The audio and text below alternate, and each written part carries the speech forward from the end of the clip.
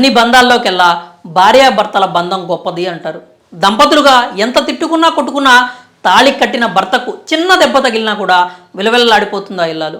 గిల్లి కజ్జాలు గొడవలు లేని సంసారం కాపురం ఉండదు కనుక భర్త బాగా చూసుకుంటే గొడవలు మర్చిపోయి పతి సేవలో తరిస్తూ ఉంటుంది. భర్త ఆయురారోగ్యాలతో అష్టైశ్వర్యాలతో తులతూగాలని పూజలు చేస్తూ ఉంటుంది భార్య. తన సంసారం పచ్చగా ఉండాలని తాను సుమంగళిగా బతకాలని మొక్కుకుంటూ ఉంటుంది. పతియే ప్రత్యక్ష దైవంగా కొలుస్తూ ఉంటుంది. భార్య మాత్రమే ప్రేమించే భర్తలే కాదు, భార్యను ప్రేమించే భర్తలు కూడా ఉన్నారు ఈ లోకంలో. భార్యాభర్తల బంధానికి నిలువెత్తు నిదర్శనం ఈ దంపతులు.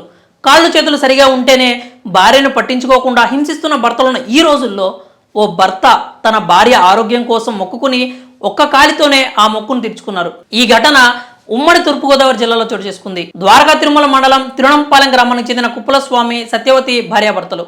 కుప్పలస్వామికి ఓ యాక్సిడెంట్లో కాలు పోయింది. అయితే అతని భార్య అనారోగ్యం బారిన పడింది.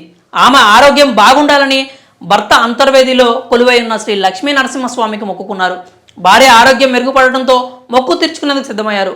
ఒంటి కాలిపై 120 కిలోమీటర్ల దూరంలో ఉన్న అంతర్వేదికి పయనమయ్యారు. ఆ ఇంటి నుండి గుడికి వెళ్లేందుకు 16 రోజుల సమయం పట్టింది. 16 రోజుల పాటు కాలినడకన ఒంటి కాలితో నడుచుకుంటూ వెళ్లి మరీ నరసింహస్వామిని దర్శించుకున్నారు. ఆమె అనారోగ్యం బారిన పడటంతో మొక్కుకున్నానని, ఆరోగ్యం కుదుట పడటంతో మొక్కు చెల్లించుకున్నట్లు చెప్పారు. మరి భార్య మీద ప్రేమతో ఒంటి కాలి మీద 120 కిలోమీటర్లు నడిచి మరీ మొక్కు చెల్లించుకున్న కుప్పల స్వామిపై మీ అభిప్రాయం ఏంటో కామెంట్స్ రూపంలో తెలియజేయండి.